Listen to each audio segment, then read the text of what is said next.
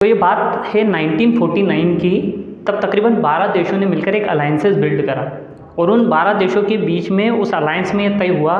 कि वो सारे देश एक दूसरे के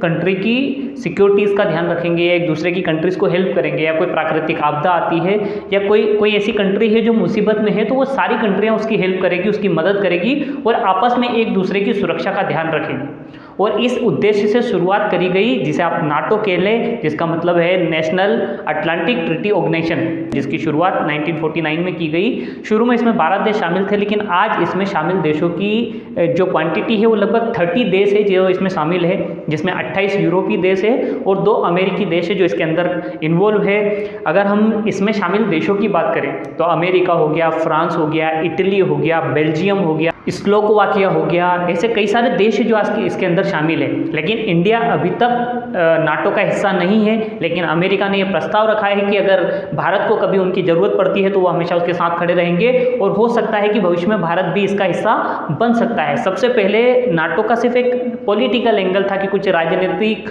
पार्टियां और राजनेता के थ्रू इसको अलायंसेस बिल्ड किया गया था, लेकिन बाद सेना इसके साथ में आ गई, सेना का अलायंस हुआ और आज तकरीबन नाटो के पास 30 लाख से ज़्यादा सेना है जो एक दूसरे की सुरक्षा के लिए तैयार है। अब नाटो के पीछे जो पर्पस था वो मैं आपको ब्रीफ कर चुका हूँ और अगर इसको थोड़ा सा डीप समझे तो सबसे पहले तो ये उद्देश्य था कि अगर किसी भी देश के ऊपर बाहर से कोई हमला होता है, कोई और कंट्री हमला करती है या बाहर की तरफ से 1 या 2 देशों पर भी हमला होता है तो सारे देशों के ऊपर ये हमला माना जाएगा और सारे देश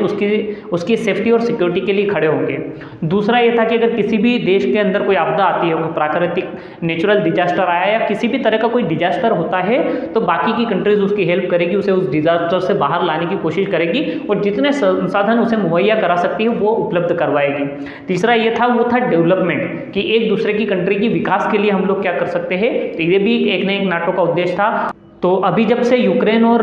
रूस के बीच में एक युद्ध की स्थितियां शुरू हुई है तब से बार बार इसका नाम निकल कर आ रहा था। तो हम कोशिश कर रहे थे कि कई सारे लोग होंगे जो क्यूरियस होंगे कि यार ये क्या है, किस तरीके से काम करता है, इसके पीछे का क्या पर्पस है, कौन कौन सी कंट्रीज इसके अंदर शामिल है। तो हमने कुछ आपको बेसिक इन्फॉर्मेशन देने की कोशिश करी ताकि आप समझ सके कि एक्चुअल में नाटो क्या है, इसका क्या उद्देश्य है, किस पर्पज से इसकी शुरुआत करी गई थी या कौन कौन सी कंट्रियाँ इसके अंदर शामिल है। तो वो बेसिक चीज़ें हमने आपके साथ शेयर करी। तो हमारे साथ बने रहने के लिए, नई नई चीज़ें सीखने के लिए, नई नई इन्फॉर्मेशन जानने के लिए चैनल को सब्सक्राइब करके रखें।